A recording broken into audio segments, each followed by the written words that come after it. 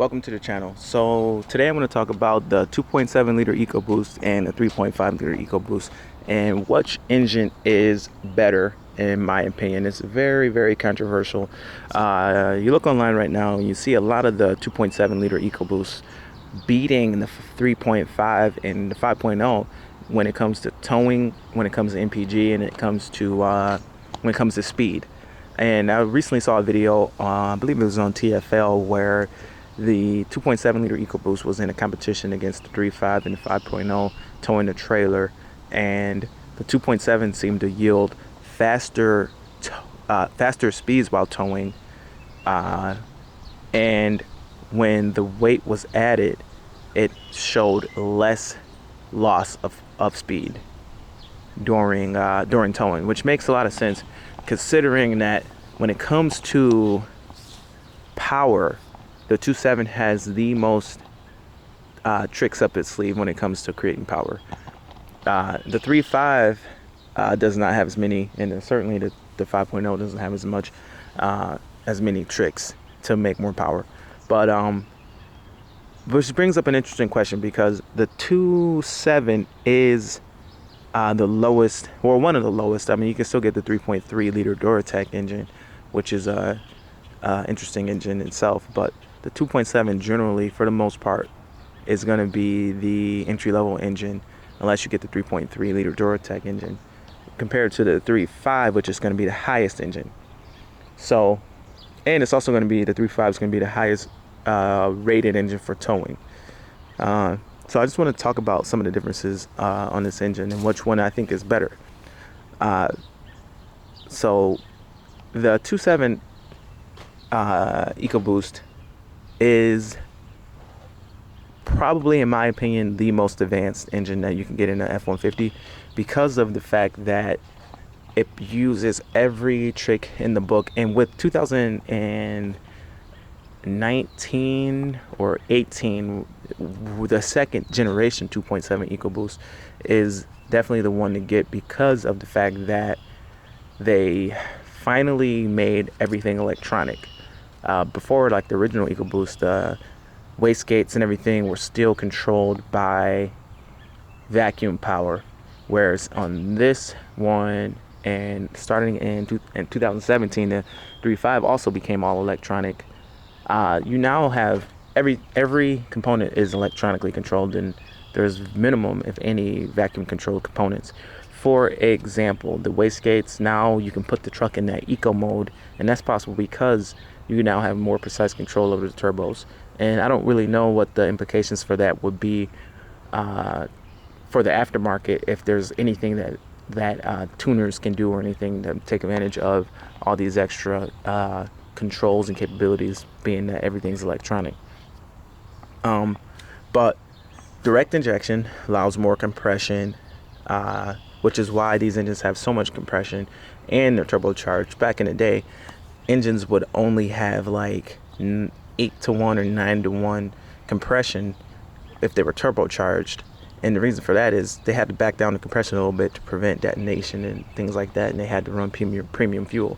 The use of direct injection allows regular fuel and high compression, because the actual direct injection allows for that by either injecting the fuel later in the compression stroke, or actually using the fuel to somehow prevent detonation by injecting it and modulating the fuel at certain points in the compression stroke. So that's, a big one. That's a big improvement over the years that's been made. But now also adding port injection along with direct injection allows for you to gain the best of both worlds. You got more fuel in general, and you have the benefits of having direct injection. So you have more torque and more power overall by having both direct injection and fuel injection. So that's a huge advantage of the 2.7. Another huge advantage is those water-cooled exhaust manifolds, and I think that's why you see the 2.7 having less effect when it comes to adding weight. It has a lower loss of speed when you're adding weight compared to the other engines, which when you're adding weight, they have to deal with detuning a lot more because they don't have that water-cooled exhaust. So they have to detune and add more fuel to prevent a little bit more knock compared to the 2.7, which has water-cooled exhaust, is going to remove more heat from the engine, allowing for a little bit more aggressive tuning from the computer. So that water-cooled exhaust is the thing that the 3.5 doesn't have, and it's the thing that the 5.0 definitely doesn't have, and it makes a huge difference. I mean, if you look down in there, you don't see an exhaust manifold. You just see a turbocharger, and you just see the side of the head. It looks like the turbocharger is coming right out of the side of the head, and you know, all that extra heat coming out of the motor is definitely making a huge difference as far as power is concerned. So I think that alone makes it makes the 2.7 one of the more advanced engines. Another difference would be the compacted iron graphite block. I don't know if that's really a benefit or anything. It's still the lightest engine that you can put in one of these trucks, so I think they really use the strength of that material to minimize the use of that material. So it's not like it's a heavy duty engine or anything. I think they really made it thin in places to conserve weight. I don't know how strong the actual block is compared to even the 3.5 EcoBoost block, but I'd imagine it's pretty decently strong, but they probably use that material in a way that could save weight compared to being the strongest possible block out there. But nevertheless, I don't hear too many failures due to the block with this engine. I believe this block is a couple different sections. That's always been risky in the past, but it seems to be holding up pretty good. You know, this I think it has aluminum lower end, iron in the middle, aluminum heads, but it seems like they got it figured out and it's not too big of an issue having different materials as far as the engine is concerned. But you know, it almost is like these technologies kind of need to merge. And then one thing I was a little bit disappointed about Ford when they came out with the second generation 3.5 EcoBoost is they didn't go ahead and change the heads over to water-cooled exhaust.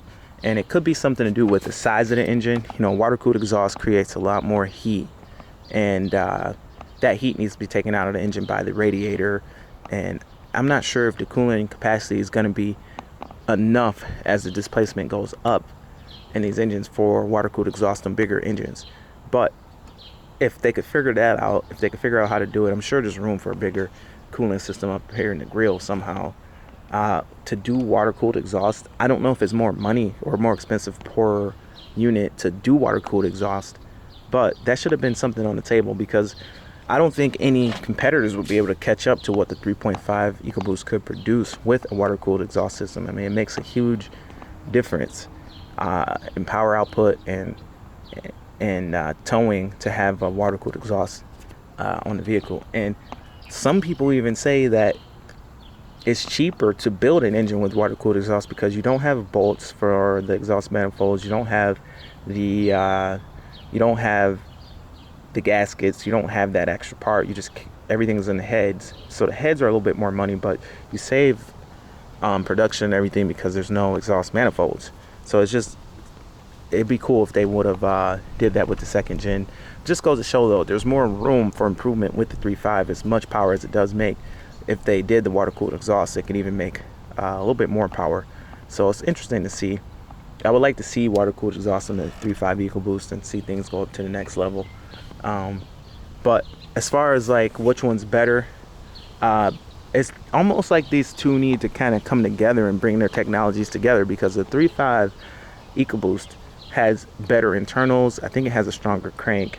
It definitely has stronger connecting rods, where this has a forged connecting rod, and the 2.7 uses powdered metal connecting rods, which is strong, but I mean, they're stronger than cast connecting rods, but they're almost like a mid-grade connecting rod. They're not the strongest, and you can't push too much power through them. Eventually that would be a weak link in the engine, those connecting rods. So if you had an engine with the forged internals of the 3.5, the water-cooled exhaust from the 2.7, I would say that the aluminum block in the 3.5 is going to be probably better than the high graphite iron that is in the 2.7, I would think. But that's up to debate. I don't think it really matters too much. The aluminum block is probably better for heat control and heat removal, but I think either one is good. I think the all aluminum block, aluminum heads may be better, but it's kind of a wash, I think, as far as blocks. But if some of these technologies came together, maybe the displacement of the 3.5 with the water-cooled exhaust that the 2.7 has, you know, maybe even if there was just one engine and somehow they had the same heads but different displacements, I don't know. But all in all, I would say that if you had to pick a winner, you'd probably have to go with the 2.7, just because you can see clearly that it's technically it's outperforming the 3.5, but it's just not built as stout or as rugged as 3.5 as far as internals are concerned. And with the lower displacement, it's not as torquey, but I don't think that really matters. It's definitely fun to drive. They're both really fun to drive, and it's hard to tell which one's better to drive. Maybe I'll do a video with both engines driving side by side. But if I had to pick one, if one engine had to go from the Ford lineup, I would probably keep the 2.7. I actually wish they would put the 2.7 in more vehicles. I know they're pushing the 4-cylinder EcoBoost in a lot of other engines, and I think I read online somewhere that the new Bronco is going to have the 4-cylinder EcoBoost. Let's put the 2.7 in it and we'd be good. But you know, anyway, I'm having tons of fun driving the 2.7, having fun with the 3.5 as well. It's hard to tell which one's better, but I would like to see a 2.7 in a Super Duty.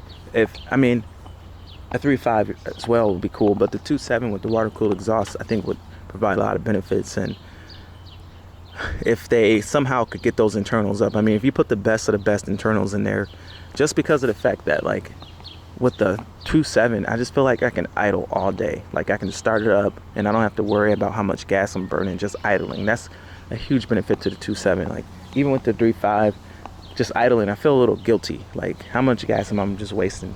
If I'm just charging batteries and things like that, just idling a 2.7 is just phenomenal. And the fact that it responds well to load, it responds better than any other engine to a load because of those water-cooled exhausts and the fact that it can get more heat out of it. But anyway, if I had to pick a winner, I'd pick the 2.7.